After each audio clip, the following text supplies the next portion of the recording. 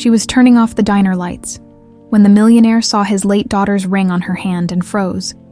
The storm had been building all evening, and by 10 o'clock, it was unleashing hell on Savannah's historic district. Rain hammered against the windows of Willow's haven like angry fists, while thunder rolled across the Georgia sky with the kind of fury that made even longtime locals nervous. The old restaurant creaked and groaned under the assault, its weathered bones protesting every gust of wind that tried to shake it loose from its foundation. Serena Whitmore wiped down the last table with practiced efficiency, her calloused hands moving in the same circular motions she'd performed thousands of times before. At 28, she carried herself with the quiet dignity of someone who'd learned early that life didn't hand out favors. You had to earn every single thing you got.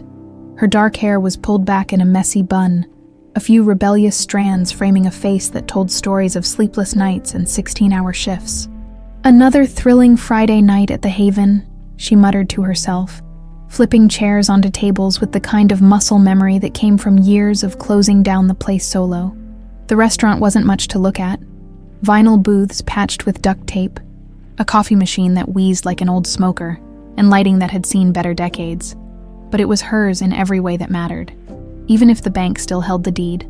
As she reached for the light switch, the emerald ring on her finger caught the fluorescent glow, sending tiny green sparks dancing across the worn linoleum floor. She paused, as she always did when the ring demanded attention, and gently adjusted it with her thumb. 6 months had passed since Evelyn Hargrave had slipped it onto her finger with trembling hands, whispering words that still echoed in Serena's mind. "This belongs to you, sweetheart. It's your birthright." Evelyn had been the only mother Serena had ever known, taking her in as an abandoned baby and raising her with more love than most blood relatives ever shared. The old woman had worked 3 jobs to put Serena through community college, never once complaining about the sacrifices. When cancer took her last March, it felt like someone had ripped the sun out of Serena's sky. The ring was all she had left of that love, a stunning emerald surrounded by diamonds that seemed far too expensive for a woman who'd spent her life scraping by. Evelyn had claimed it was a family heirloom, passed down from her grandmother, but Serena had always suspected there was more to the story. Evelyn's eyes would get that distant look whenever Serena asked about it, like she was seeing ghosts from a past she couldn't quite bring herself to share. Thunder exploded overhead, rattling the windows so hard, Serena was sure they'd shatter. She flipped the lights off and grabbed her keys from behind the register, ready to make a run for her beat-up Honda. The parking lot would be a lake by now, and her apartment was a 15-minute drive through streets that turned into rivers when storms like this hit. That's when she saw the headlights cutting through the rain like twin beacons. A car was pulling into the parking lot. No, not just any car. Even through the storm's fury, she could make out the sleek lines of what looked like a Lincoln Continental, the kind of vehicle that cost more than most people made in a year. The headlights swept across the restaurant's front window as the driver maneuvered into a parking space, and Serena felt her chest tighten with an inexplicable sense of dread. She pressed her face against the glass, trying to get a better look. Who the hell was crazy enough to be out in weather like this? And why were they stopping at a closed restaurant in the middle of nowhere? The driver's door opened and a man stepped out into the storm, even hunched against the rain. She could tell he was tall, probably in his 50s, wearing what looked like an expensive suit that was getting absolutely destroyed by the downpour. He stood there for a moment, staring at the restaurant like he was seeing something that shouldn't exist. Before starting toward the front door with determined strides, Serena's hand instinctively went to the deadbolt. She'd heard enough horror stories about late-night encounters in empty restaurants to know that nothing good ever came from strangers showing up after closing time. But something about the way he moved, not predatory, but desperate, made her hesitate. The man reached the door and cupped his hands against the glass, peering inside. When his eyes found hers through the window, Serena felt the world tilt sideways. It wasn't fear she saw in his gaze. It was recognition. Pure, shocked recognition, like he was staring at a ghost. He started pounding on the door with an urgency that sent ice through her veins. "Please," he shouted over the storm, his voice barely audible through the glass and wind. "I need to talk to you." "It's about the ring." Serena's blood turned to slush. She looked down at her hand, where the emerald caught the faint light from the parking lot. How could he possibly know about the ring? How could this stranger, this man she'd never seen before in her life, Know about the one thing that connected her to Evelyn. Against every instinct screaming at her to run, she found herself walking toward the door. Her hand shook as she reached for the lock, but something in his eyes, desperation mixed with what looked like grief, made her turn the deadbolt. The moment the lock clicked, he pushed inside, bringing the storm with him. Rain dripped from his silver hair onto the floor, and his expensive suit clung to his frame like a second skin. Up close, she could see the lines of exhaustion etched around his eyes, the way his hands trembled as he pushed the door shut behind him. "Thank God," he breathed, turning to face her fully. "I thought I was going crazy. I thought my eyes were playing tricks on me. Look, mister, I don't know what kind of game you're playing, but the ring," he interrupted, his gaze locked on her hand with an intensity that made her skin crawl. "Where did you get that ring?" Serena instinctively curled her fingers into a fist, hiding the emerald from view. "That's none of your damn business. You need to leave now." But he wasn't listening. His eyes had taken on a wild quality, like someone who'd been searching for something precious for so long that finding it had broken something fundamental inside him. "That ring belonged to my wife, my daughter. It disappeared from the hospital 3 years ago, and I've been looking for it ever since." "You're insane," Serena whispered, backing toward the kitchen. "This ring belonged to my mother. She gave it to me before she died." "Your mother?" His voice cracked on the words. "What was her name?" "Evelyn. Evelyn Hargrave." The name hit him like a physical blow. He staggered backward, catching himself against the nearest table, his face going white as the storm-lit sky. For a moment, Serena thought he might collapse right there on her freshly mopped floor. "Evelyn Hargrave," he repeated, the words coming out like a prayer. "Dear God, it's true. She kept her promise." "What promise? What are you talking about?" He looked up at her then, and she saw something in his eyes that made her stomach drop. Guilt so deep and raw it was like looking into an open wound. "My name is Harrison Blackwood," he said quietly. "And if that ring is what I think it is, then you and I have a lot more to discuss than just jewelry." The thunder chose that moment to crash overhead again, rattling the building to its foundation. But Serena barely heard it over the sound of her own world beginning to crumble. The name Harrison Blackwood hung in the air between them like smoke from a fire. Neither of them knew how to put out. Serena's mind raced, trying to place where she'd heard it before, but came up empty. Still, something about the way he'd said Evelyn's name, like it carried weight, like it meant something, made her stomach twist into knots. "I don't know who you think you are," she said, her voice steadier than she felt, "but you need to leave. Right now."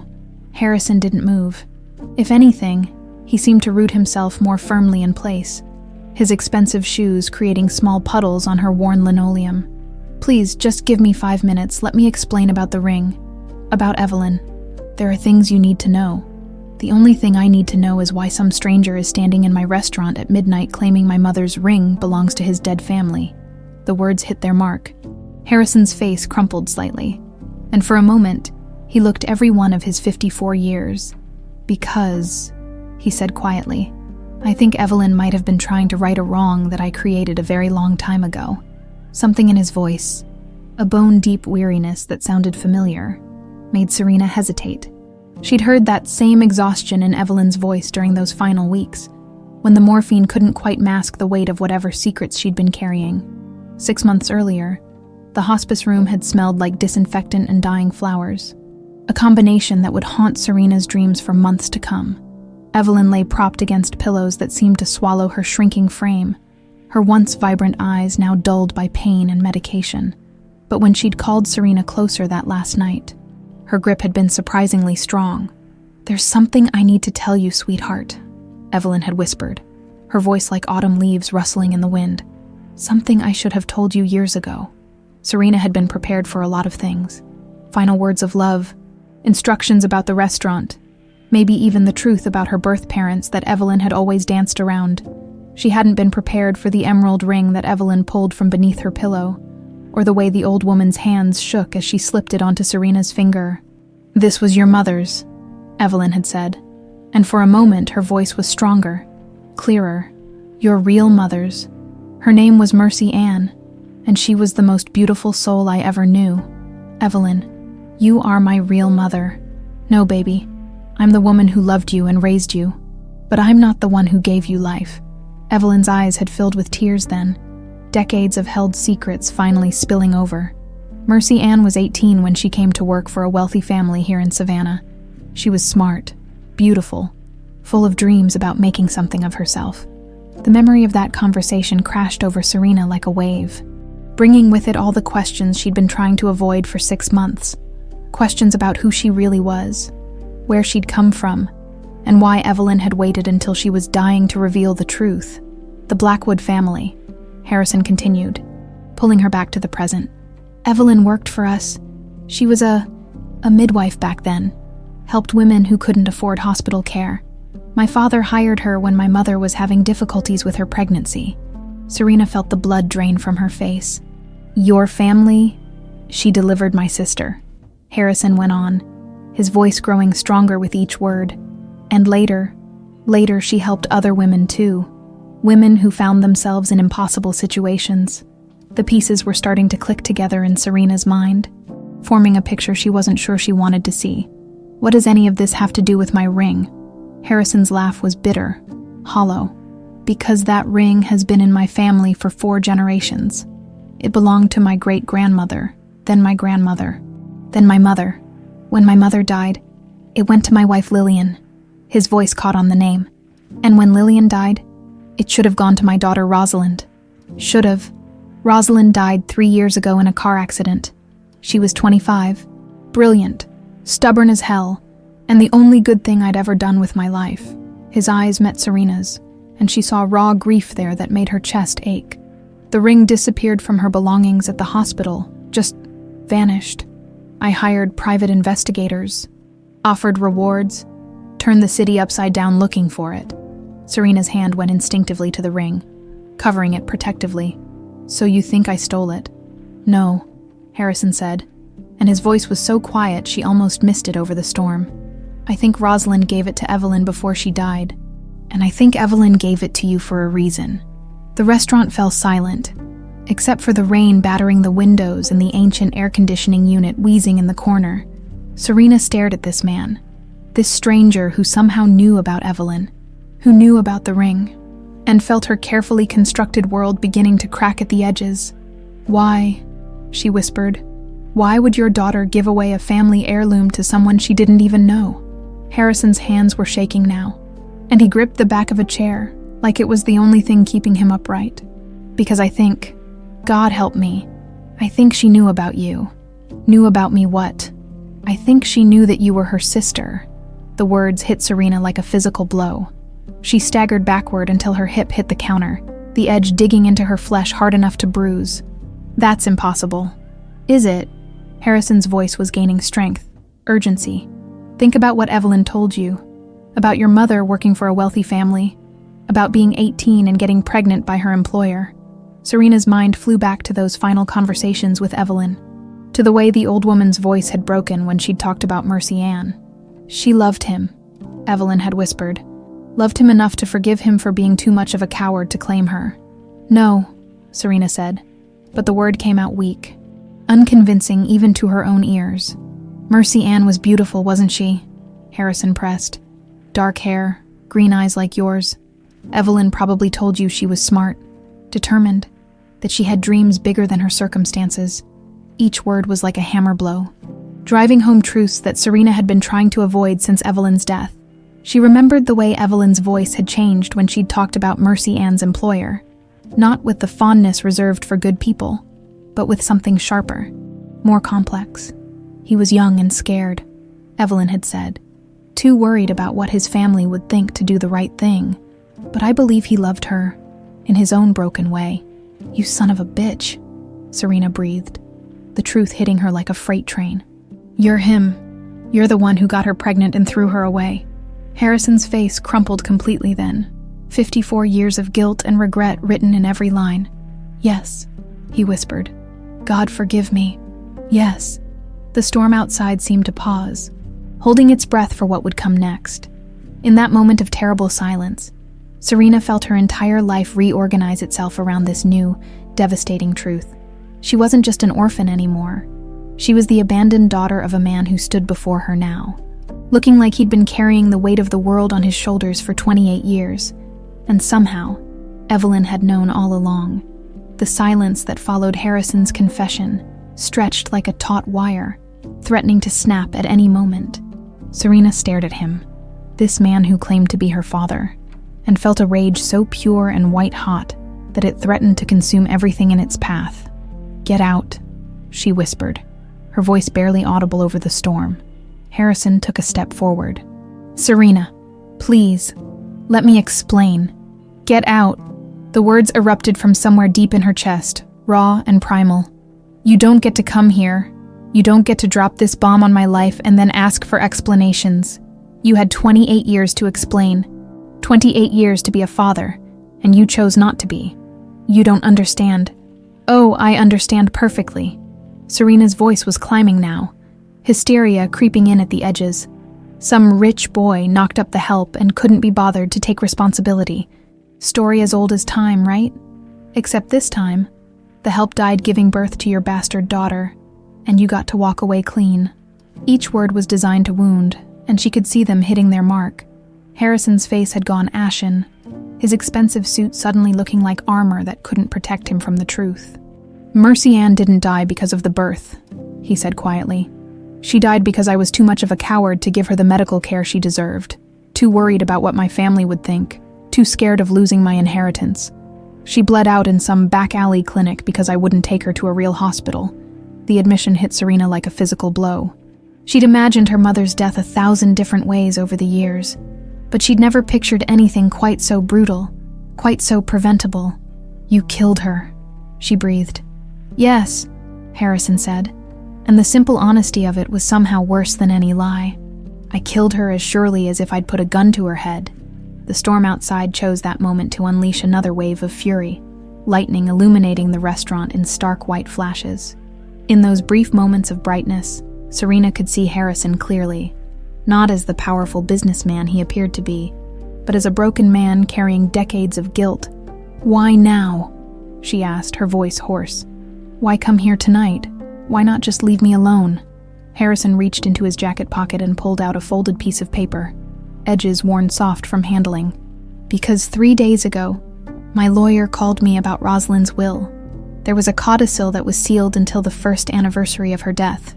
Instructions that couldn't be opened until exactly 3 years had passed." He held out the paper with trembling hands. "She knew about you, Serena, somehow. My daughter knew about you, and she left you half of everything." Serena stared at the document like it might bite her. "That's impossible. Rosalind was always too smart for her own good. She must have done some digging, found records, put pieces together." Harrison's voice was thick with emotion.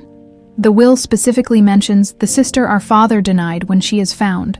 Half of the Blackwood estate, Serena, $50 million. The number hung in the air between them, like something obscene. $50 million. More money than Serena could wrap her mind around. More than she'd see in 10 lifetimes of serving coffee and washing dishes. "I don't want it," she said automatically. "It doesn't matter what you want. It's yours by right." Rosalind made sure of that. Harrison's voice cracked. "She was trying to fix what I was too broken to fix myself." Serena felt her legs give out. She slumped against the counter, the emerald ring suddenly feeling like it weighed 1,000 pounds. "This is insane. This whole night is insane. I know how it sounds." "Do you?" Serena laughed, but there was no humor in it. "Do you really? Because from where I'm standing, it sounds like some rich man's guilty conscience trying to buy forgiveness from the daughter he abandoned." Harrison flinched like she'd slapped him. "You're right. That's exactly what it sounds like. But the money isn't coming from me. It's coming from Rosalind. She never knew about my mistakes, never knew about Mercy Ann. But somehow she figured out that I had another daughter. How? I don't know. Maybe she saw something in my face when I talked about the missing ring. Maybe she hired investigators of her own. Maybe." His voice broke completely. "Maybe she was just a better person than I ever was." The rain against the windows was starting to ease, but the storm inside the restaurant was just beginning. Serena looked at this man, her father, and felt 28 years of questions crystallizing into cold, hard anger. "Tell me about my mother," she said. "Tell me about Mercy Ann, and don't you dare lie to me." Harrison closed his eyes, and when he opened them again, Serena saw a pain so deep, it made her own hurt seem small by comparison. She was 19 when she came to work for us. My mother had hired her as a companion, someone to help around the house, read to her in the evenings. Mercy Ann was studying to be a teacher, working to pay her way through college. And you seduced her. She seduced me, Harrison said, and there was wonder in his voice, like he was remembering something precious. God help me. She was the most alive person I'd ever met. Brilliant, funny, passionate about everything. She'd argue politics with my father at dinner, discuss literature with my mother, and then sneak out to the garden with me to look at stars. Despite herself, Serena found herself leaning forward, hungry for any detail about the mother she'd never known. I was 26, supposed to marry some banker's daughter to merge family fortunes. The whole thing was arranged, practical, bloodless. And then there was Mercy Ann, who made me feel like I could be someone worth being, but not worth enough to marry. Harrison's face hardened. My father found out about us, threatened to disinherit me, disown me completely if I didn't end it, said no son of his would marry beneath his station. So you chose money over love. I chose cowardice over courage, Harrison corrected. I told myself I was being practical, that I couldn't support her without my family's money, that we'd figure something out later. But the truth is I was scared of losing everything I'd been raised to believe I deserved. Serena felt tears burning behind her eyes, but she refused to let them fall. And when she told you she was pregnant, she never told me. The words came out like a confession. I found out from Evelyn, months later, after Mercy Ann was already dead. Evelyn came to the house, told me what had happened, told me there was a baby, you, that needed a family, and Harrison's voice dropped to barely above a whisper. And I told her to find you a good home. I gave her money, blood money, Evelyn called it, and told her to make sure you were taken care of, but to never contact me again. The final piece of the puzzle clicked into place, and Serena felt something inside her chest crack wide open. Evelyn didn't just happen to find me. You paid her to take me. Yes. And she raised me on your guilt money. She raised you on love, Harrison said fiercely. Whatever else I did wrong, Evelyn Hargrave loved you like you were her own blood. She could have taken the money and disappeared, could have given you to strangers, but she chose to be your mother. Serena thought about Evelyn's 3 jobs, her calloused hands, the way she'd scrimp and save for Serena's college fund. If there had been guilt money, it had been long gone by the time Serena was old enough to remember. She never told you, Serena realized, about me being your daughter. Not until that night at the hospital, when Rosalind was dying. Evelyn was one of the nurses on duty. She looked at me with such pity, such sadness, and said, "Your daughter's dying. Mr. Blackwood, both of them." Harrison's voice broke again. That's when she told me about the ring, about Rosalind asking for it to be given to the sister who shares our blood. That's when I knew. The pieces of the story settled around Serena like debris after an explosion. Her entire life had been shaped by decisions made before she was born, by a love affair that ended in tragedy, by guilt and cowardice, and the strange mercy of a woman who'd chosen to love an abandoned child. "I don't forgive you," she said finally. Harrison nodded, like he'd expected nothing else. "I don't deserve forgiveness, and I don't want your money. I don't want anything from the Blackwood family. That's your choice to make," Harrison said, "but the inheritance isn't conditional on your forgiveness." Rosalind made sure of that. He turned to leave, then stopped at the door. "For what it's worth, Serena, you have her eyes. Mercy Ann's eyes. Every time I look at you, I see everything I lost. Everything I threw away because I was too much of a fool to recognize real love when it was standing right in front of me." The door closed behind him with a soft click, leaving Serena alone with the storm and the weight of 28 years of truth she wasn't sure she was strong enough to carry.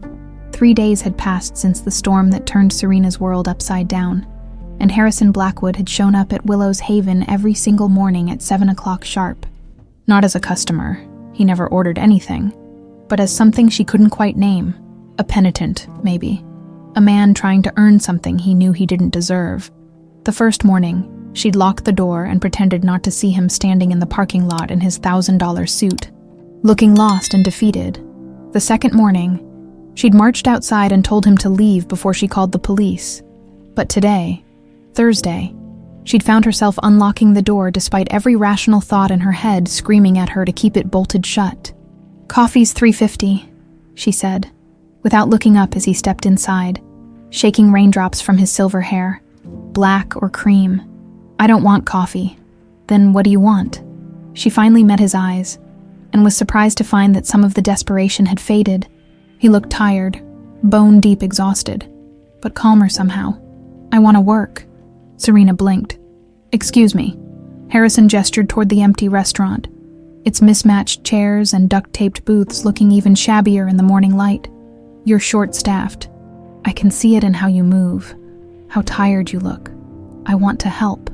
"You want to help." She said it slowly, like she was testing how the words tasted. "You, Harrison Blackwood, want to bus tables in my crappy little restaurant?" "Yes." "Why?" For a moment, he was quiet, staring at his hands like they held answers to questions he didn't know how to ask. "Because I've spent the last 3 days thinking about what you said, about having 28 years to be a father and choosing not to be. You're right. I can't make up for lost time. But maybe I can try to show you who I am now, instead of who I was then." Serena laughed, but there was no humor in it. "And who are you now, Harrison? Still a rich man trying to buy his way out of guilt?" "Maybe, probably. But I'm also a man who lost his daughter and just found out he has another one. A man who's been carrying the weight of what happened to Mercy Ann for almost 30 years. His voice grew quieter. "I'm a man who's tired of running from his mistakes." There was something in his tone, a vulnerability that reminded her uncomfortably of Evelyn during those final weeks, that made her pause. Against her better judgment, she found herself studying his face, looking for traces of herself in his features. The stubborn set of his jaw, maybe. The way his left eyebrow lifted slightly when he was thinking. "I don't need help," she said finally. "Yes, you do. I watched you yesterday morning through the window. You were pulling double shifts, waiting tables and cooking, cleaning and running the register. You're going to burn yourself out. That's not your concern, isn't it?" Harrison stepped closer, and she caught a whiff of expensive cologne mixed with something else. Exhaustion, maybe, or grief. "You're my daughter, Serena. Whether you want to acknowledge that or not, whether you forgive me or not, that's what you are. And I've already failed one daughter. I won't fail another." The words hit harder than she'd expected. She turned away, busying herself with arranging coffee cups that didn't need arranging. "Rosalind." "Yes. Tell me about her." Harrison was quiet for so long that Serena turned back to look at him. His eyes had gone distant, focused on something she couldn't see. "She was stubborn as hell," he said finally, and despite everything, there was love in his voice. "Got that from both sides, I think. Lillian was every bit as headstrong as I was. And Rosalind, she was the best of both of us, and none of the worst." "What did she look like?" "Like you, actually. Same dark hair, same green eyes, but where you carry yourself like you're ready for a fight." Rosalind moved through the world like she owned it. Confidence that came from never having to worry about where her next meal was coming from. Serena felt a stab of something. Jealousy, maybe, or grief for a sister she'd never known existed. Sounds like she had everything. She did, and she hated it. Harrison's laugh was bitter. "Do you know what she did with her trust fund when she turned 21? Started a foundation for underprivileged kids. Said she didn't deserve money she hadn't earned. We had screaming fights about it. You didn't want her to give away your money. I didn't want her to throw away her security on some idealistic crusade. I'd spent her whole life making sure she'd never want for anything, and there she was, trying to give it all away to strangers." Serena turned to face him fully. "You mean people like me?" The words hung between them like a challenge. Harrison's face flushed, and she could see him wrestling with something. Pride, maybe, or old prejudices that died hard. "Yes," he said finally. "People like you, and I was wrong. About everything. Were you?" Rosalind saw something I was too blind to see. That money without purpose is just numbers in a bank account. That privilege without responsibility is just another form of poverty. He met her eyes. "She would have loved you. You know, would have driven you crazy with questions about your life, your dreams, what you wanted to do with that business degree Evelyn helped you earn." Serena's hand went instinctively to the emerald ring. "How do you know about my degree?" Because I've spent the last 3 days learning everything I can about you. Because I'm trying to understand the woman my daughter became despite my best efforts to pretend she didn't exist.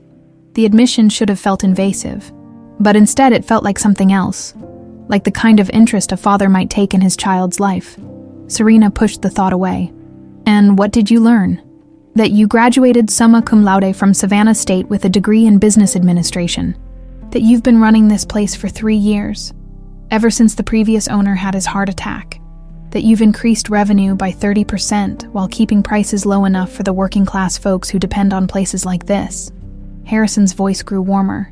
That you're exactly the kind of person Rosalind would have been proud to call sister. Despite herself, Serena felt tears prick at the corners of her eyes. She'd worked so hard for so long, and no one had ever noticed.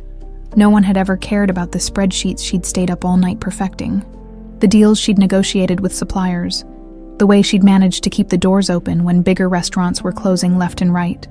That doesn't change anything, she said, but her voice lacked conviction. Doesn't it? Harrison pulled a chair down from one of the tables and sat heavily, suddenly looking every one of his 54 years. I know you hate me. I know I don't deserve forgiveness. But can't you at least let me try to do something right for once in my life? Like what? Like being here. Like learning who you are. Like maybe, if you'll let me, being the father I should have been 28 years ago.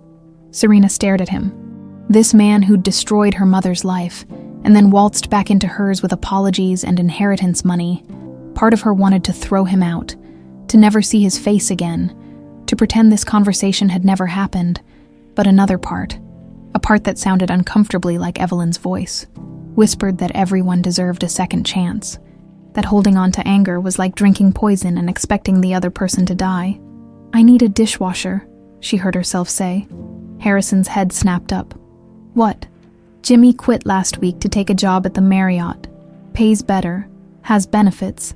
I can't afford to replace him, so I've been doing dishes on top of everything else.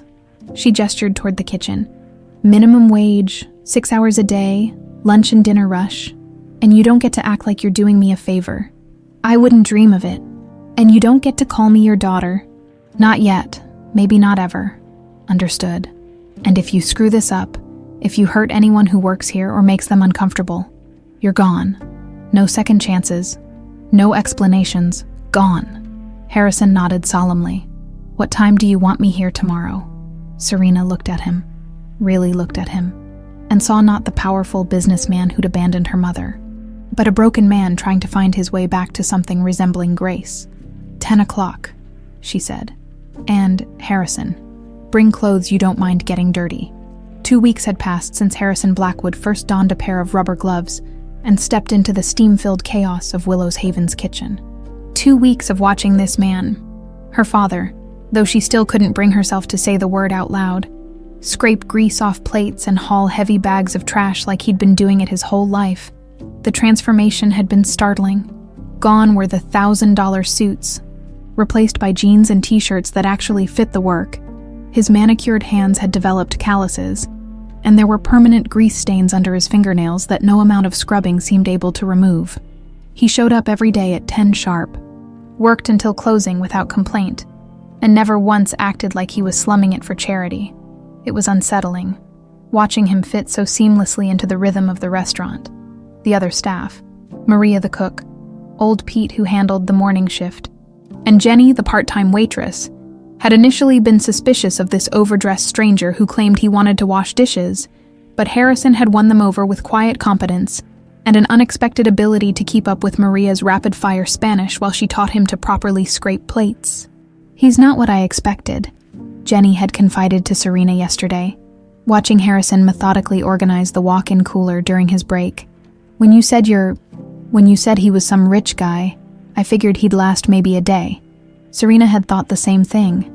She'd been prepared for Harrison to realize that real work was harder than whatever he'd imagined, to make excuses and disappear back to his comfortable life. Instead, he'd quietly revolutionized their dish system, suggested more efficient ways to rotate inventory, and somehow managed to fix the temperamental coffee machine that had been giving them trouble for months. It would have been easier if he'd failed, easier to maintain her anger, her carefully constructed walls. if he'd proven himself to be exactly the privileged, out-of-touch rich man she'd expected.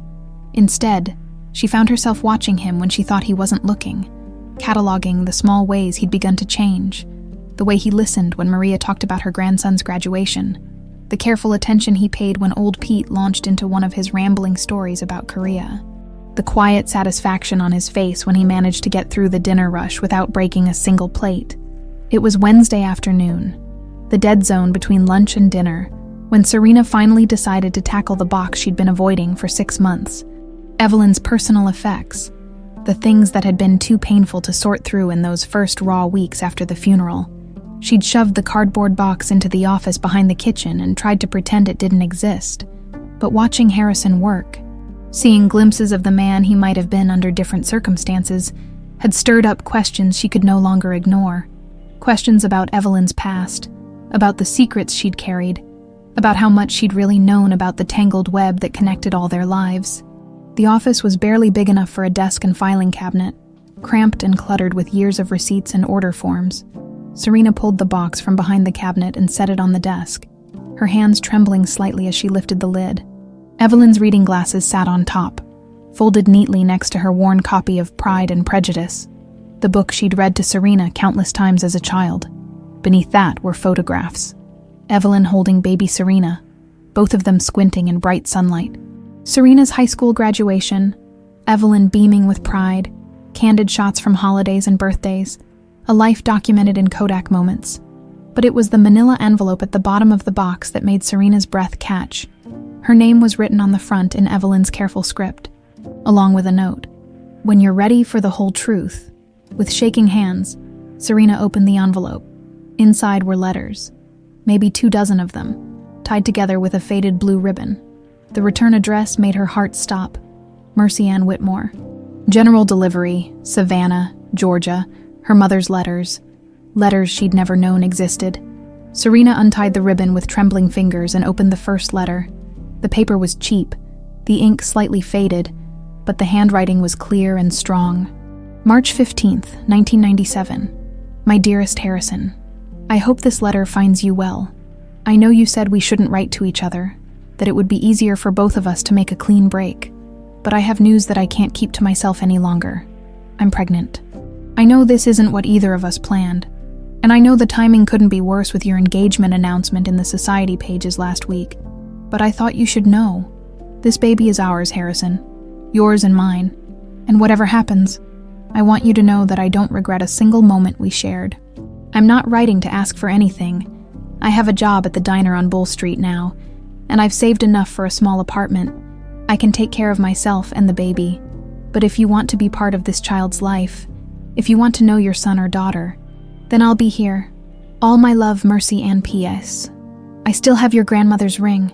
You were in such a hurry that night you left it on my dresser. I'll keep it safe until you want it back. Serena's vision blurred as she read the words, her mother's voice coming through clear and strong across 28 years. This wasn't the desperate plea of an abandoned woman. This was a love letter from someone who'd understood exactly what she was up against and chosen hope anyway. She opened the second letter, dated 2 weeks later, March 29th, 1997. Harrison, I haven't heard back from you. So I'm assuming you didn't get my first letter. I asked around and found out your father sometimes screens your mail. Maybe he's protecting you from unwanted correspondence. The baby is growing stronger every day. I can feel little flutters now, like butterfly wings inside me. The doctor says everything looks good, though I had to stretch the truth a bit about having insurance. Some things are more important than paperwork. I've been thinking about names. If it's a boy, maybe Harrison Jr. I know that's presumptuous, but I like the idea of giving him a strong name to live up to. If it's a girl, I was thinking Serena. It means peaceful, and Lord knows this child is going to need all the peace she can get in this world. I love you, even if you can't love me back right now. Mercy Ann Serena's hands were shaking so badly now that she could barely hold the letters. Her name, Evelyn had told her it came from a baby book, chosen because it sounded pretty, but it hadn't been random at all. It had been her mother's hope, her wish for a peaceful life for the daughter she'd never lived to raise. She grabbed the next letter, then the next, reading through months of pregnancy documented in careful detail. Mercy Ann writing about morning sickness and cravings, about painting the nursery yellow because she wanted to be surprised, about the job she'd lost when she started showing, the landlord who'd threatened eviction, the mounting medical bills she couldn't afford. Through it all, her tone remained hopeful, loving. She never blamed Harrison for his silence, never demanded support or acknowledgement. She simply wrote to him like he was there, like he cared, like he was the man she'd fallen in love with instead of the coward he'd apparently become. The final letter was dated just 2 weeks before Serena's birth. August 3rd, 1997. My darling Harrison, this will probably be my last letter for a while. The baby is due any day now, and I'm scared, not of the birth. Women have been doing this since the beginning of time. But of what comes after. How do I raise a child alone? How do I be both mother and father to someone who deserves so much more than I can give? I've made arrangements with a midwife named Evelyn Hargrave. She's helped other women in my situation. Women who couldn't afford hospital bills or didn't have family to support them. She promises me the baby will be safe, that she'll make sure everything goes smoothly. I want you to know that I forgive you for your silence. I understand why you can't acknowledge this child. I've always understood. Your world and mine were never meant to intersect, and I was foolish to think love could bridge that gap. But if something happens to me, if this birth goes wrong, promise me you'll find our child. Promise me you'll tell him or her that they were wanted, that they were loved, that they came from something beautiful even if it couldn't last. I'll love you always, Mercy Ann P.A.s. I'm enclosing your grandmother's ring with this letter. If I don't make it through the birth, I want Evelyn to give it to our child. When they're old enough to understand what it means, it should stay in the Blackwood family, even if we can't. Serena looked up from the letters to find Harrison standing in the doorway, his face white as death. He'd obviously been reading over her shoulder, and the expression on his face was like watching a man's soul break in real time. She wrote to you, Serena whispered. For months, she wrote to you. I never got them, Harrison said, his voice barely audible. My father, he must have intercepted them. He must have known. She forgave you, Serena continued, still staring at the letters scattered across the desk. Even when you never wrote back, even when she was dying, she forgave you. Harrison slumped against the doorframe like his legs couldn't hold him anymore. She loved me, he whispered. After everything I put her through, she loved me. Serena gathered the letters carefully, retying them with the faded blue ribbon. When she looked up at Harrison again, she saw her own grief reflected in his eyes, the grief of two people who'd lost the same woman in different ways. Yes, she said quietly. She did. The letters had changed everything, and nothing at all. Serena found herself watching Harrison differently now, not as the villain who'd abandoned her mother, but as another victim of circumstances he'd been too young and scared to control. It didn't excuse what he'd done, but it explained it in ways that made her chest ache with something she wasn't ready to call forgiveness. 3 days had passed since she'd discovered Mercy Ann's correspondence, and Harrison hadn't mentioned them once. He'd simply continued showing up for work, washing dishes with the same quiet determination, but there was something different about him now, a heaviness that seemed to pull at his shoulders, like he was carrying invisible weight that grew heavier by the hour. It was Saturday evening, the dinner rush finally winding down, when Serena made a decision that surprised even her.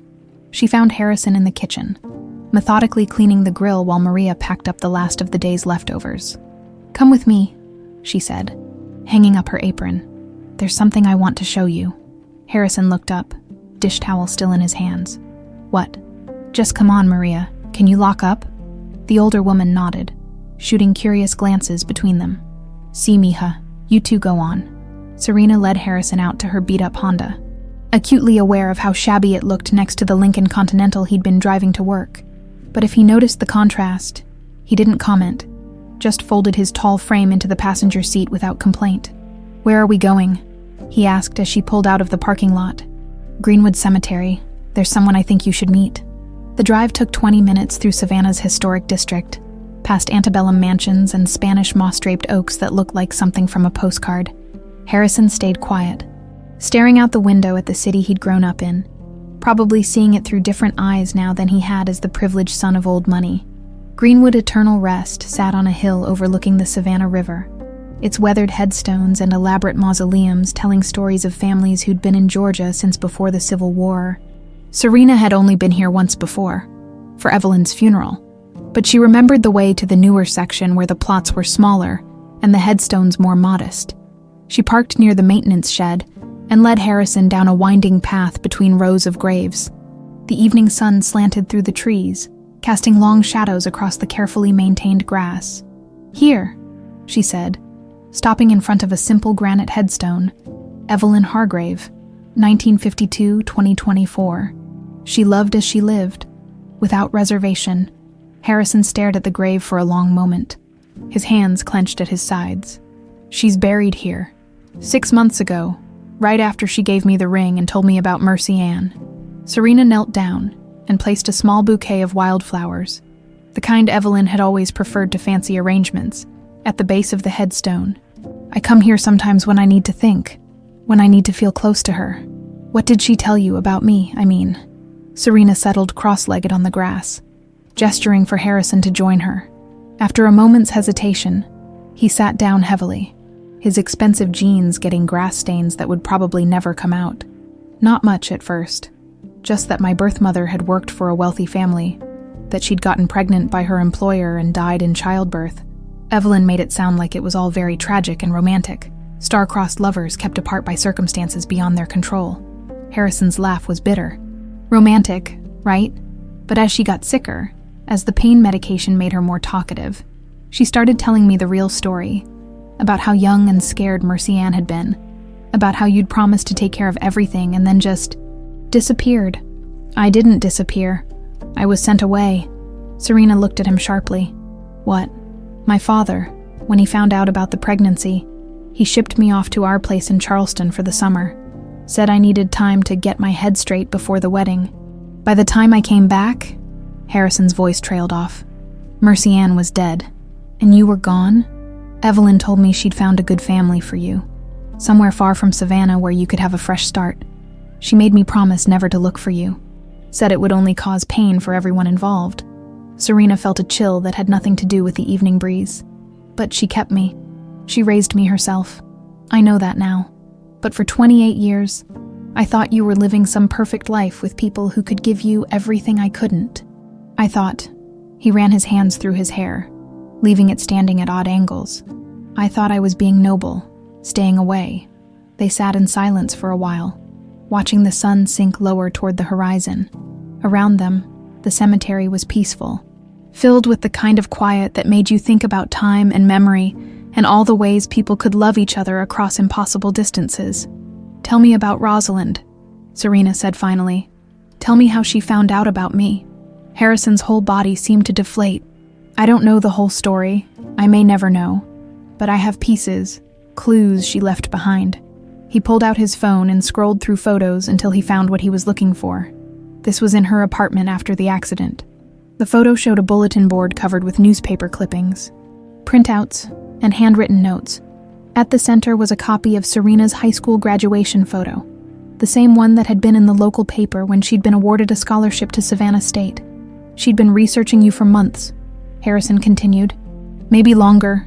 I found receipts for private investigators, copies of birth records, even surveillance photos of you working at the restaurant." Serena felt her blood run cold. She was having me watched. Not in a creepy way, more like she was trying to understand who you were, what kind of person you'd become. Harrison swiped to another photo, a handwritten note in feminine script. This was in her journal. Serena leaned closer to read the note. "Father keeps a picture of a young woman in his desk drawer. When I asked about it, he said it was no one important, but his hands shook when he put it away. The woman has my eyes." "Mercy Ann," Serena breathed. Rosalind was always too observant for her own good. She must have found the picture, maybe done some digging into why I kept it. One thing led to another, and Harrison gestured helplessly. "She was brilliant, Serena. Once she got her teeth into a mystery, she didn't let go." Serena scrolled through more photos on his phone. Pages from Rosalind's journal documenting her investigation. Copies of hospital records from the night Serena was born. Even a grainy photo of Evelyn taken outside Willow's haven. She knew about Evelyn too. She figured out that Evelyn had been the midwife who delivered you. I think she was building up the courage to contact her when Harrison's voice broke. When the accident happened, the pieces of the puzzle were clicking together in Serena's mind, forming a picture that was both heartbreaking and beautiful. She was going to tell you about me. I think so. Her journal entries from those final weeks keep mentioning the conversation I need to have with Dad. She was planning something. Harrison wiped his eyes with the back of his hand. She was going to force me to face what I'd done. Serena thought about this sister she'd never known, a privileged young woman who could have lived her entire life in blissful ignorance, but chose instead to dig into family secrets that would have been easier to leave buried. Why? She asked. Why did she care so much about finding me? Harrison was quiet for so long that Serena thought he might not answer. When he finally spoke, his voice was barely above a whisper. Because she was lonely, despite all the money, all the advantages, all the opportunities I gave her. Rosalind was lonely. She used to say she felt like half a person, like there was something missing that she couldn't quite name. He met Serena's eyes. I think she sensed you, somehow. Sensed that she had a sister out there somewhere. The sun had set while they talked, and the cemetery was now bathed in the purple twilight that made Savannah feel like something from a dream. Serena looked around at the headstones surrounding them, thinking about all the stories buried here, all the love and loss and regret that had been laid to rest in this quiet place. She left me half of everything, Serena said finally, even though she never met me, never knew if I was worthy of it. She knew, Harrison said with certainty. Somehow she knew exactly who you were. The scholarship, the way you've built a life for yourself, the way you take care of people at the restaurant. She saw all of that. She saw the best of Mercy and living on in you. Serena felt tears burning behind her eyes, but for the first time since this whole nightmare began, they weren't tears of anger or grief. They were tears of something she couldn't quite name. Gratitude, maybe, for a sister who'd loved her from a distance, who'd tried to build bridges across the gaps their father's mistakes had created. I wish I could have known her, she said. She would have driven you crazy, Harrison said, and for the first time in weeks, there was genuine warmth in his voice. She had opinions about everything, never met a cause she couldn't champion, thought she could fix the world if she just tried hard enough. Sounds like someone I would have liked. You would have loved each other, Harrison said with absolute conviction.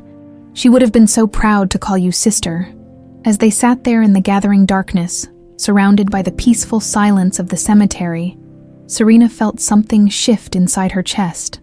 Not forgiveness. She wasn't ready for that yet, but understanding, maybe, a recognition that sometimes love was bigger than the people who tried to contain it, that it could survive across years and miles and even death itself. Somewhere in this quiet place, two sisters had found each other at last, the following Sunday. Harrison arrived at the restaurant with something Serena had never seen in his hands before. Fresh flowers, not the expensive arrangements that probably came from whatever florist charged the most in Savannah's historic district, but simple white lilies that looked like they'd been picked with care rather than bought with money. They were Mercy Ann's favorite, he said quietly, holding out the bouquet. She used to steal them from my mother's garden and put them in mason jars around her room. Drove the groundskeeper crazy. Serena took the flowers, surprised by how much the gesture moved her. In the month since Harrison had started working at the restaurant, he'd been careful not to overstep, not to assume intimacy they hadn't earned. This felt different, personal in a way that made her chest tight. Thank you, she said, then added impulsively, would you like to come with me to put them on Evelyn's grave? Something flickered across Harrison's face. Surprise, maybe, or gratitude. I'd like that. The drive to Greenwood Eternal Rest was quiet, but it was a different kind of silence than they'd shared before. Less charged, more companionable. Harrison stared out the window at the Sunday morning quiet of Savannah's streets, and Serena found herself stealing glances at his profile, looking for traces of the young man who'd fallen in love with her mother. What was she like?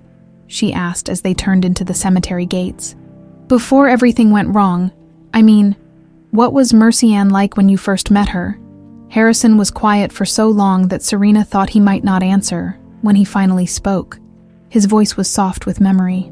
She was like sunlight, he said. I know that sounds ridiculous, but that's the only way I can describe it.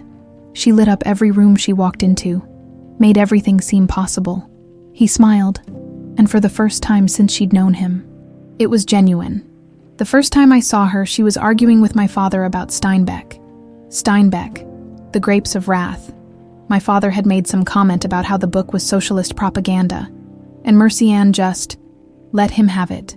Talked about migrant workers and economic injustice like she'd lived it herself, which, in a way, she had. They'd reached Evelyn's grave, and Serena knelt to arrange the lilies in the small vase built into the headstone. Harrison stood behind her, hands shoved deep in his pockets, looking uncomfortable. "She sounds brave," Serena said. "Fearless.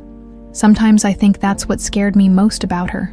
The way she looked at the world like it was something she could change just by believing hard enough." Harrison's voice grew quieter. "I'd been raised to think the world was fixed, that people like us stayed in our lane and people like her stayed in theirs. Mercy Ann made me believe we could rewrite all the rules." Serena stood, brushing dirt from her knees. "But you didn't." "No. When it mattered most, I chose the safe path, the expected path." Harrison's shoulders sagged. "I chose fear over love." They stood in silence for a moment, both lost in their own thoughts. Then Harrison surprised her by walking a few rows over, stopping in front of an elaborate marble monument that looked like it had cost more than most people's houses. "Over here," he called quietly. Serena followed, reading the inscription as she approached. "Lillian Blackwood, beloved wife and mother, 1968-2019. "Your wife?" Serena said. "Yes, but she's not alone anymore." Harrison gestured to a newer grave next to Lillian's, marked with a simple headstone that looked almost modest compared to the Blackwood monument. "Mercy Ann Whitmore, 1978-1997. Love transcends all boundaries." Serena's breath caught in her throat. "You moved her.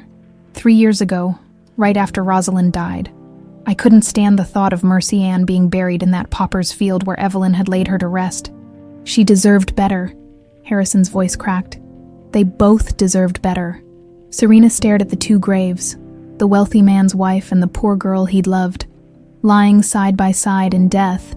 It should have seemed wrong, scandalous, the kind of thing that would set the Savannah society pages buzzing with gossip. Instead, it felt right in a way that made her heart ache. "What did people say about moving her?" Harrison laughed, but there was no humor in it. What could they say by then? Everyone who might have cared was either dead or too polite to mention it. Besides, I was past caring what people thought. "And Lillian, how did she feel about everything?" Harrison was quiet for a long time, staring down at his wife's grave with an expression Serena couldn't quite read.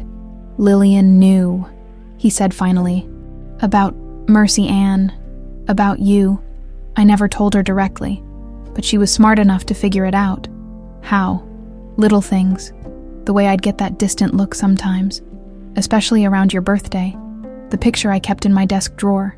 She caught me looking at it once and never said a word, but I could see the understanding in her eyes." Harrison ran his hand over Lillian's headstone. "She was a good woman, Serena. Better than I deserved.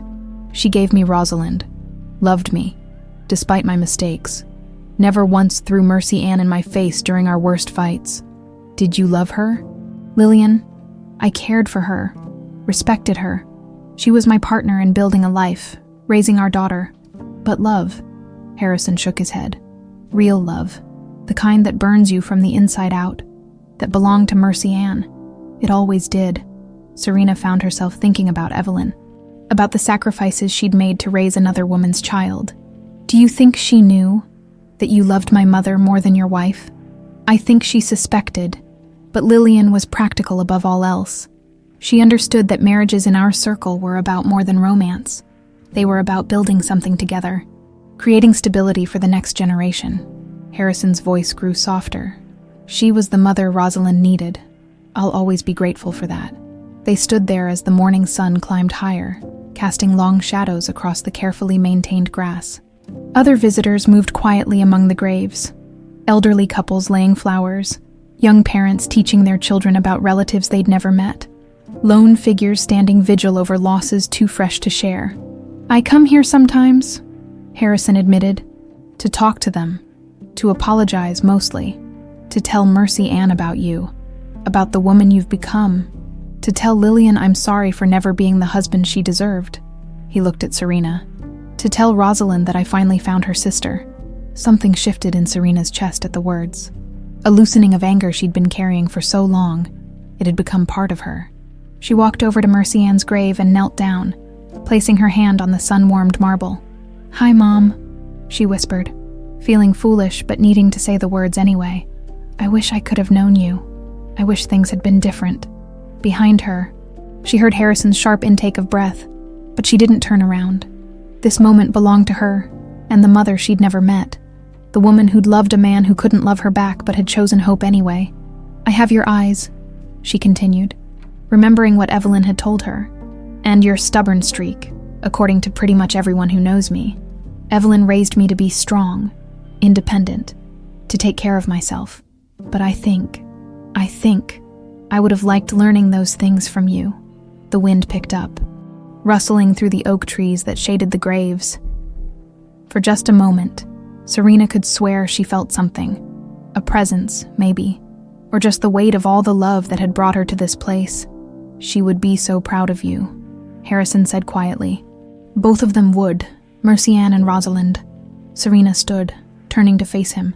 For the first time since that stormy night when he'd crashed into her life, she really looked at him, not as the villain of her mother's story, but as another person who'd been shaped by loss and regret and love that came too late. "Tell me about that night," she said. "The night I was born. What really happened?" Harrison's face went pale, but he didn't look away. "Are you sure you want to know?" "I need to know. All of it." Harrison closed his eyes, and when he opened them again, Serena saw 28 years of guilt staring back at her. "It was raining," he began, his voice barely above a whisper. "Just like the night I first came to your restaurant. Evelyn called me at midnight, said Mercy Ann was in labor, but something was wrong. The bleeding wouldn't stop." Serena's heart clenched, but she forced herself to listen. "I could have taken her to the hospital, should have taken her, but I was terrified. Of the scandal, of my father finding out, of what it would mean for my engagement to Lillian." Harrison's voice broke. "So I gave Evelyn money and told her to handle it, to do whatever she had to do, but to keep my name out of it. And she died. She died calling for me. Evelyn told me later that your mother's last words were my name." Harrison was crying now, tears streaming down his face. "She died alone because I was too much of a coward to hold her hand." The truth hung between them, raw and brutal and final. Serena felt 28 years of questions finally answered, and the weight of it was almost too much to bear. But strangely, instead of the anger she'd expected to feel, all she could think about was Mercy Ann's letters, the forgiveness in them, the love that had transcended even death.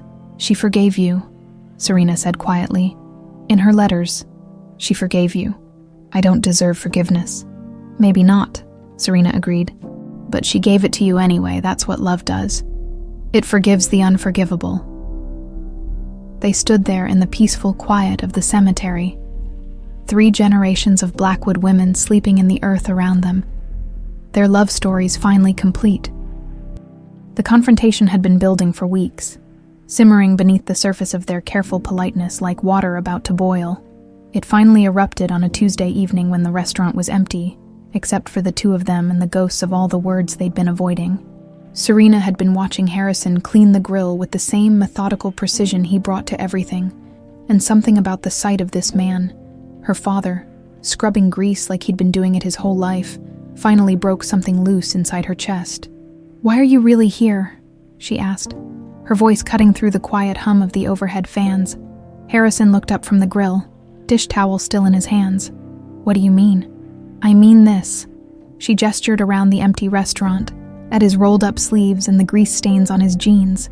The humble act, the reformed rich guy playing at being regular people. "What's your end game, Harrison?" He set down the towel carefully, like he was buying time to choose his words. "I'm not playing at anything, aren't you? Because from where I'm standing, it looks like an elaborate performance. The guilt-ridden father trying to buy forgiveness with manual labor." Serena's voice was rising now. weeks of suppressed emotion spilling over. Well, I've got news for you. Dish duty doesn't erase 28 years of abandonment. I never said it did. Then what? What do you want from me? She was shouting now, her carefully constructed walls finally cracking under the pressure. What could you possibly want that you can't buy with your family money? Harrison's composure finally cracked too.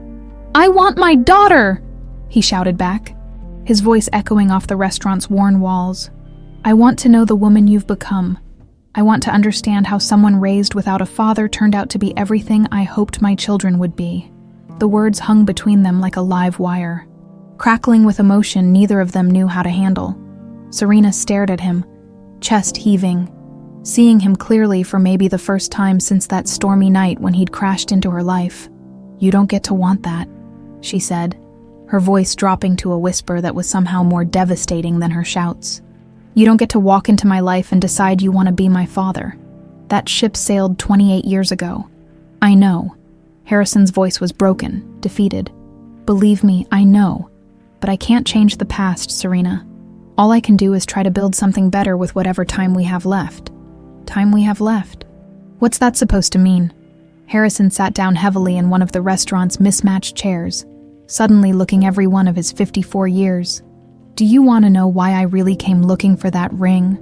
Why I was driving around Savannah at midnight in a storm? Something in his tone made Serena's stomach clench. Tell me. Because I'm dying. The words hit her like a physical blow. She gripped the edge of the nearest table, her knees suddenly weak. What? Pancreatic cancer, stage 4. The doctors gave me 6 months, maybe 8 if I'm lucky. Harrison's voice was matter of fact, like he was discussing the weather. I found out the day before I came here, had just left the oncologist's office, was driving around trying to figure out how to tell what was left of my family that the Blackwood line was about to end. Serena sank into a chair across from him, her mind reeling. That's why you were looking for the ring. It was the only connection I had left to Rosalind, to Lillian, to any family at all. I was going crazy thinking about it out there somewhere, maybe pawned or sold. The last piece of our history scattered to the wind. He looked at her, and she saw raw vulnerability in his eyes. I never expected to find you wearing it. Never expected to discover I had a reason to keep fighting. Fighting for what? You said yourself you're dying. Fighting to make things right. Fighting to be the father I should have been. Even if it's only for a few months. Harrison's voice grew stronger. Fighting to know my daughter before I lose the chance forever. Serena felt tears burning behind her eyes, but she blinked them back. So this is all about your guilt. Your need to feel better about yourself before you die. No. The word came out sharp. Definitive. This is about you, Serena. About the fact that you've been alone your entire life, raising yourself, building something beautiful from nothing, and you deserve to know that you come from people who would have been proud to claim you. Evelyn was proud of me. Of course she was. But Evelyn wasn't your blood. She couldn't tell you about your grandmother's stubborn streak, or how your great-grandfather built a business empire from a single lumber mill, or how every woman in the Blackwood line has had your exact shade of green eyes for 4 generations. Despite herself, Serena found herself leaning forward. Tell me. Harrison's face softened. Your great-great-grandmother was Margaret Blackwood, born Margaret O'Malley in County Cork, came to America with nothing but the clothes on her back and a will of iron. She met your great-great-grandfather when he was just a mill worker, and together they built something that lasted. Immigrants. Poor Irish immigrants who worked their way up from nothing, just like you've done. Harrison's voice grew warm with memory. Margaret used to say that money was just a tool. What mattered was what you built with it. How you used it to take care of the people you loved. Serena thought about the restaurant, about the way she'd scraped and saved to keep it running, to provide jobs for Maria and Pete and Jenny. What happened to that philosophy? It got lost somewhere along the way. By my father's generation, the money had become more important than the purpose. By mine, Harrison shrugged. I was raised to believe that wealth was something to be protected, hoarded, kept within the proper circles. Is that why you couldn't marry my mother? Because she wasn't from the right circle. Harrison was quiet for a long time, staring at his hands. When he finally spoke, his voice was barely audible. I was 26 years old, Serena. Old enough to know better, but young enough to be terrified of disappointing my father. He'd spent my entire life drilling into me that the family name, the family reputation, was more important than anything else. More important than love. I thought so then. I was wrong, but I thought the practical choice was the right choice. Harrison looked up at her. Do you know what my father said when he found out about Mercy Ann? Serena shook her head. He said, boys will be boys, but men take responsibility for their mistakes. He meant paying Evelyn to take you away was taking responsibility. He meant forgetting you existed was the mature thing to do. And you believed him.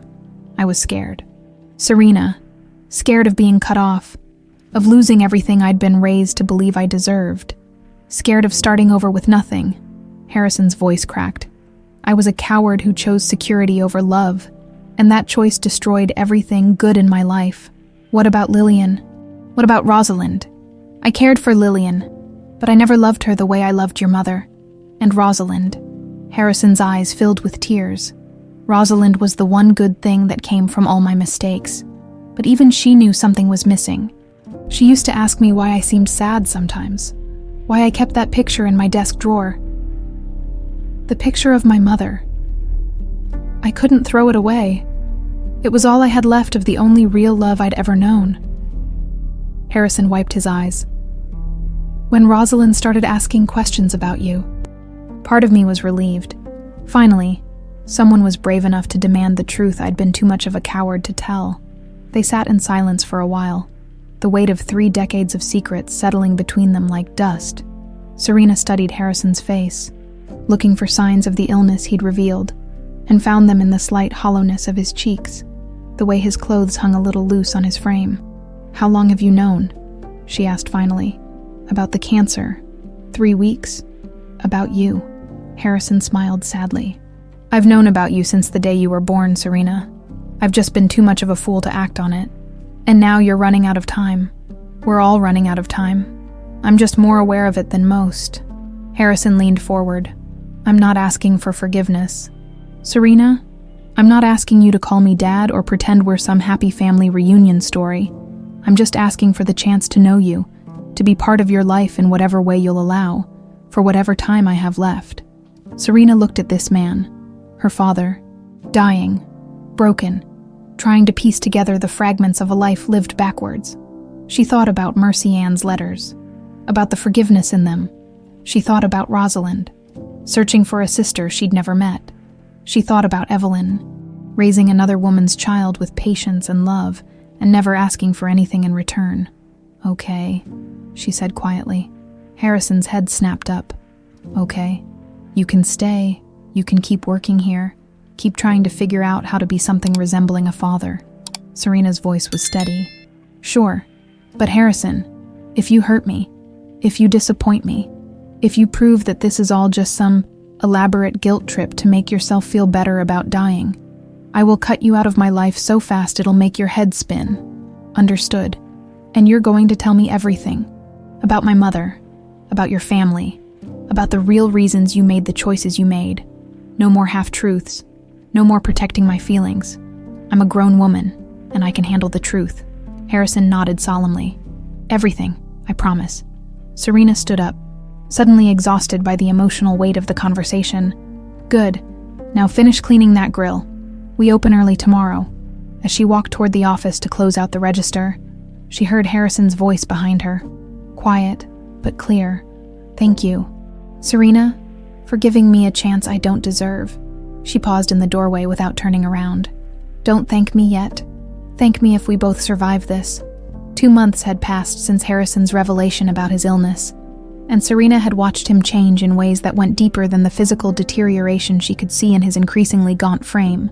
He'd started sharing stories, not just about Mercy Ann, but about the Blackwood family history, about Rosalind's childhood, about the weight of carrying a legacy he'd never felt worthy of.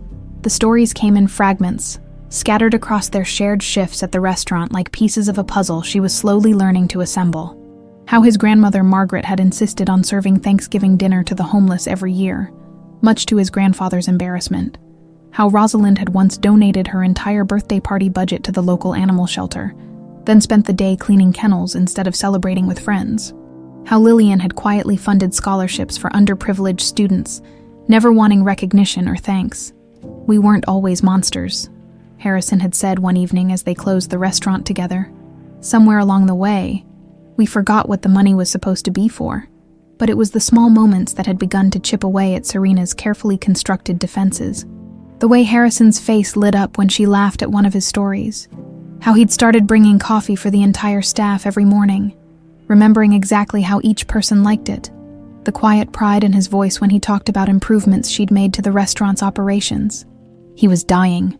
She could see it in the way he moved more slowly each day, in the medications he thought he was hiding, in the exhaustion that settled over him by evening. But he was also, for the first time in his life, becoming the man he should have been all along. It was a Saturday morning when Serena made the decision that had been building in her chest for weeks.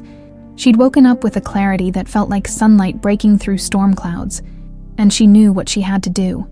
"I need to go somewhere today," she told Harrison as they prepped for the lunch rush. "Alone. Can you handle things here with Maria?" Harrison looked up from the vegetables he was chopping, another skill he'd acquired over the past months, much to Maria's amazement. "Of course, everything okay. I don't know yet, but I need to figure some things out." The drive to Greenwood Eternal Rest felt different this time, charged with purpose rather than grief. Serena had visited Evelyn's grave every few weeks since that first trip with Harrison, but today felt different. Today, she was coming not just to remember, but to decide. She parked in the same spot she always used and walked the familiar path to Evelyn's grave. But this time she didn't stop there. Instead, she continued to the section where Mercy Ann and Lillian lay side by side, where Harrison had tried to right an old wrong by bringing the two most important women in his life together in death. The morning was crisp and clear, the kind of autumn day that made Savannah look like something from a postcard. Serena settled cross-legged on the grass between the two graves, feeling foolish but needing to be here, needing to have this conversation with the mothers she'd known, and the one she'd never met. "Hi, Mom," she said quietly, addressing Mercy Ann's headstone. "I know this is weird, talking to you when we never got the chance to meet, but I feel like I know you now, through your letters, through the stories Harrison tells, through the choices you made." A breeze rustled through the oak trees overhead, and Serena found herself smiling. "You would have liked Evelyn, I think. She raised me the way you would have, to be strong, independent, to take care of myself. But she also taught me about forgiveness, about second chances, about how love doesn't always make sense, but it's worth fighting for anyway."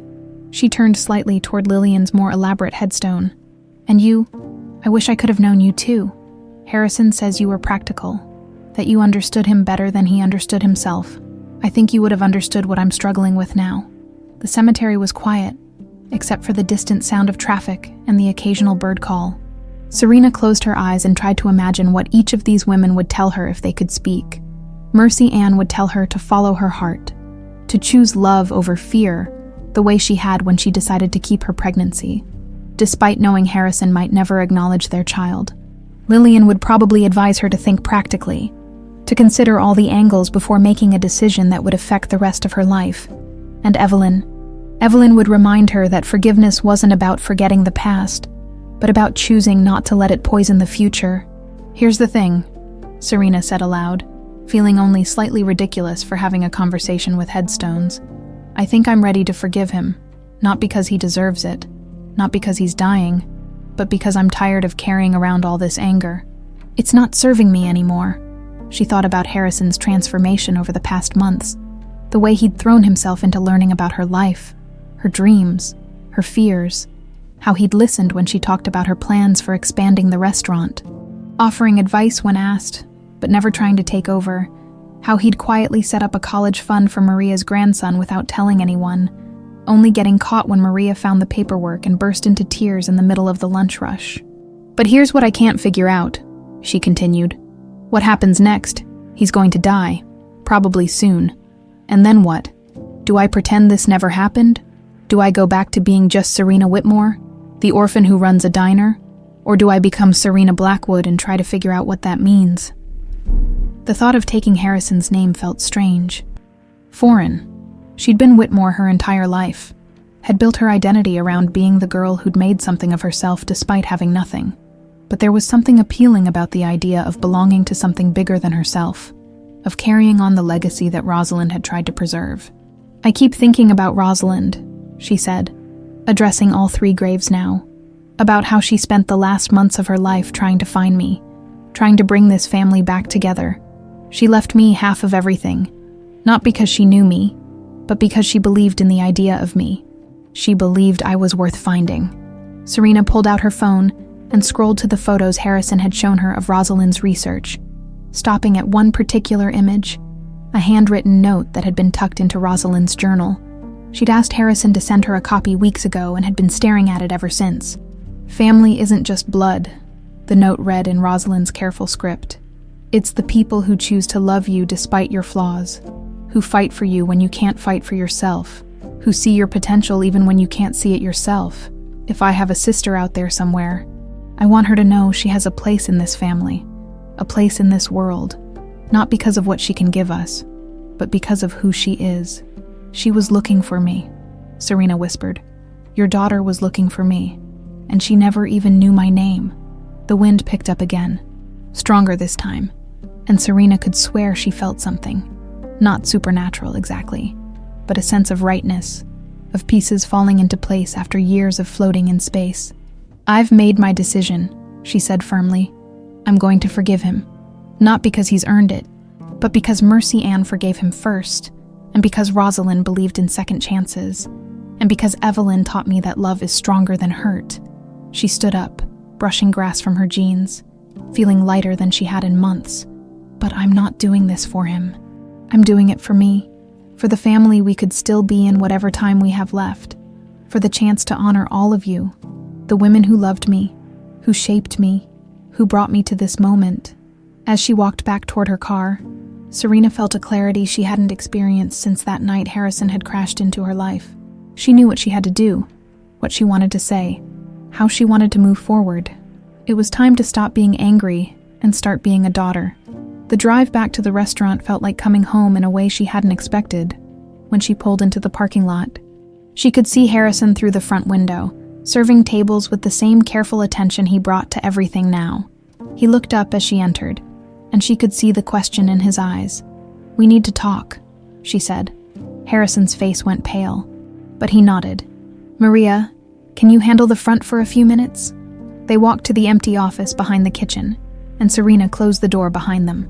Harrison stood there looking like a man bracing for execution, and she realized he thought she'd come to tell him to leave. "I've been thinking," she began, and Harrison's shoulders tensed. "About everything you've told me, about Mercy Ann and Rosalind, and what they would have wanted." "Serena, let me finish." She took a deep breath. "I've been angry for so long that I forgot there are other choices. Mercy Ann chose hope over bitterness. Rosalind chose curiosity over judgment. Evelyn chose love over resentment." She met his eyes. "I choose forgiveness." Harrison's face crumpled, and for a moment Serena thought he might collapse. "You don't have to." "Yes, I do. Not for you, but for me. Because I'm tired of carrying around all this hurt, and because I want to know what it feels like to have a father, even if it's only for a little while." "Serena," Harrison's voice was barely a whisper, "I'm not saying everything is magically fixed. I'm not saying I'm ready to call you Dad, or that we're going to have some perfect father-daughter relationship, but I'm saying I'm willing to try if you are." Harrison was crying now, tears streaming down his face unchecked. "I don't deserve this." "Probably not," Serena agreed. "But Mercy Ann loved you anyway, and Rosalind believed in you, and maybe that's enough." She stepped forward, and for the first time since she'd learned who he was, hugged her father. He felt fragile in her arms, diminished by illness and age, but also solid, real, present in a way he'd never been before. "Thank you," he whispered into her hair. "Thank you for giving me a chance to be your father." "Don't thank me yet," she said, echoing her words from weeks ago. "Thank me when we figure out how to do this right." 1 year later, Serena stood in the same spot where her life had changed forever, beside Evelyn's grave in Greenwood Eternal Rest. But this time, she wasn't alone. Harrison sat in a wheelchair beside her, his once imposing frame now frail, but his eyes bright with the kind of peace she'd never seen in them before. The cancer had progressed faster than the doctors had predicted, but slower than they'd feared. He'd lived to see the restaurant's expansion, to walk her down the aisle when she'd finally said yes to David's proposal 3 months ago, to hold the deed when she'd officially changed her name to Serena Whitmore Blackwood. Most importantly, he'd lived to see the ribbon cutting for the Mercy Ann Foundation's first community center, built in the heart of Savannah's poorest neighborhood. She would have loved this, Harrison said softly, his voice still strong despite everything else that was failing. He was looking at the flowers Serena had placed on all 3 graves: Evelyn's, Mercy Ann's, and Lillian's. Simple wildflowers mixed with expensive roses, representing the convergence of 2 worlds that had finally learned to coexist. Which one? Serena asked, though she already knew the answer. All of them, but especially Mercy Ann. She always believed in the power of second chances, of building something beautiful from broken pieces. Harrison's hand found hers, his fingers thin but warm. Just like you did. Serena squeezed his hand gently. The past year had been a masterclass in compressed time, in learning to love someone while simultaneously preparing to lose them. They'd had fights, terrible, screaming arguments about his stubborn refusal to let her help with medical bills, about his insistence on working at the restaurant even when he could barely stand. But they'd also had moments of grace that made up for 28 years of absence, like the night he'd taught her to play chess using the set that had belonged to his grandfather, telling her stories about each carved piece, or the morning she'd found him in the restaurant kitchen at 5 a.m., making biscuits from his grandmother Margaret's recipe because he wanted her to taste something that connected her to the family she'd never known, or the afternoon he'd surprised her with a photo album filled with pictures of Rosalind so she could finally see the sister who'd searched for her across impossible distances. The foundation is going to help a lot of kids, Serena said, watching a group of teenagers play basketball on the court visible through the cemetery's gates. The community center was less than a mile away, its bright red brick and cheerful yellow doors, a beacon of hope in a neighborhood that had been forgotten by most of the city. Your foundation, Harrison corrected. I just wrote the checks. Our foundation. The distinction mattered to both of them. The Mercy Ann Foundation was funded by Harrison's money but guided by Serena's vision, a perfect synthesis of privilege and purpose that would have made Rosalind proud. They provided scholarships for kids like Serena had been, offered job training for single mothers like Mercy Ann had been, created opportunities for people who'd been told they didn't deserve better. I got the call yesterday, Harrison said suddenly. From the lawyers, everything's finalized.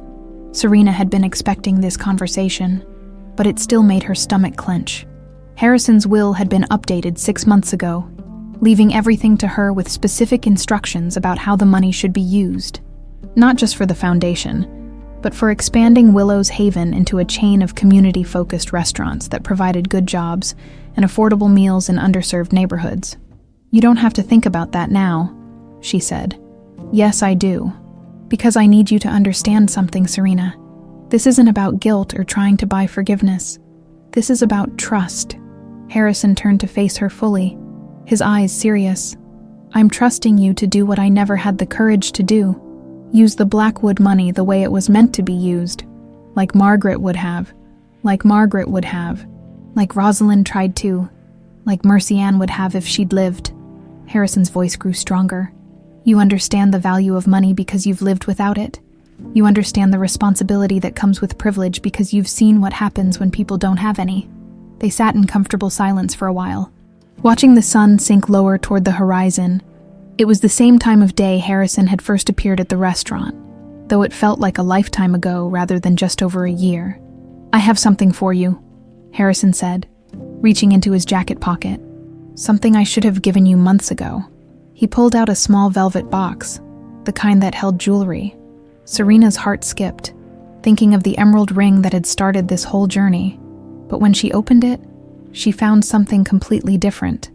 Inside was a simple gold locket, tarnished with age but obviously well-loved. When she opened it, she found 2 tiny photographs, one of a young woman with dark hair and laughing eyes, the other of a baby with Serena's unmistakable green eyes. Mercy Ann and you, Harrison explained. She had it made right after you were born.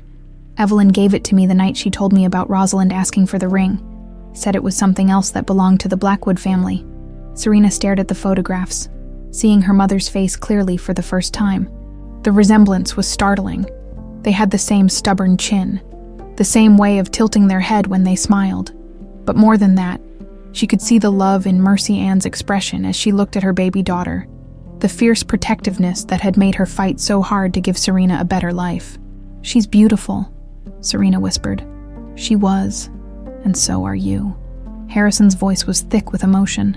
"She would be so proud of the woman you've become, Serena. So proud of your strength, your compassion, your refusal to let hardship make you bitter." Serena fastened the locket around her neck, feeling the weight of it settle against her chest like a blessing. "Will you help me with something? Anything. I want to write her a letter, to Mercy Ann. I know it sounds silly, but it doesn't sound silly at all." Harrison smiled. "I think she'd like that very much." They drove back to the restaurant as the sun set, painting Savannah's sky in shades of gold and pink that made the old city look like something from a fairy tale. Willow's Haven was busy with the dinner crowd, but David, her fiancé and now business partner, had everything under control. He waved from behind the register, his face lighting up when he saw her. "How'd it go?" he asked when she approached the counter. "Good. Hard, but good." She looked around the restaurant, taking in the familiar chaos of a busy evening. "Any problems?" "Mrs. Rodriguez's grandson got his acceptance letter to Georgia Tech. She's been crying happy tears all evening and hugging everyone who comes within 10 feet. David grinned. "Oh, and the reporter from the Savannah Morning News wants to do a follow-up story about the foundation." Serena nodded, but her attention was caught by something else. Harrison moving slowly through the dining room, stopping at each table to chat with customers. He'd lost so much weight that his clothes hung loose on his frame, but his smile was genuine as he talked to families, asked about kids' school performances, remembered details about people's lives. "He's good with them," David observed, following her gaze. "He's learning what Evelyn always knew," Serena said, "that people matter more than profits." Later that evening, after the last customer had left and the staff had gone home, Serena sat at the small desk in the restaurant's office with a blank piece of paper in front of her. Harrison sat across from her, having insisted on helping despite his obvious exhaustion. "Dear Mom," she began, then stopped. "That feels weird. Try Dear Mercy Ann," Harrison suggested. Serena nodded and started over. "Dear Mercy Ann, I never got to know you, but I feel like I understand you now. Through your letters, through the stories Harrison tells, through the choices you made even when they were hard, you chose hope over fear, love over bitterness, possibility over resignation. You chose me, even when choosing me meant sacrificing everything else. I want you to know that Evelyn kept her promise. She loved me like I was her own blood, raised me to be strong and independent, taught me that dignity comes from how you treat people, not from how much money you have. She gave me everything you would have given me if you'd lived. I want you to know that I forgive Harrison, not because he's perfect now, he's not, but because I understand that he was young and scared and made choices that haunted him for 30 years. He's tried to make amends, tried to be the father he should have been from the beginning. It's not enough to erase the past, but it's enough to build a future on. I want you to know about Rosalind, the sister I never met, but who fought to find me anyway. She left me more than money. She left me the belief that family is worth fighting for, that love can transcend death, that broken things can be made beautiful again. Most of all, I want you to know that your daughter is okay, more than okay. I'm happy, fulfilled, surrounded by people who love me for who I am rather than what I can give them. I'm using the gifts you and Evelyn gave me, strength, compassion, determination, to help other people the way you wanted to help me. The Blackwood money will do good things now. It will send kids to college, help single mothers find jobs, create opportunities for people who need second chances. It will be used the way you would have used it if you'd lived to see me grow up. Thank you for choosing love. Thank you for choosing hope. Thank you for choosing me. All my love. Your daughter, Serena." When she finished writing, Serena found that both she and Harrison were crying, but they were good tears, cleansing tears, the kind that washed away old wounds and made room for new growth. "She would be proud," Harrison said quietly. "Yes," Serena agreed, folding the letter carefully. "I think she would." Outside, Savannah settled into the peaceful quiet of evening. Its historic streets holding the secrets of generations who'd loved and lost and found their way back to each other. In Greenwood eternal rest, 3 women slept peacefully, their love stories finally complete, their legacies living on in the daughter and father who'd learned, almost too late, that some bonds are stronger than time, stronger than death, stronger than all the mistakes that try to break them. The emerald ring caught the light from the restaurant's neon sign as Serena locked the door behind them, its green fire a promise that some treasures are worth waiting for. Some love is worth fighting for, and some families are worth forgiving for. In the end, that was enough.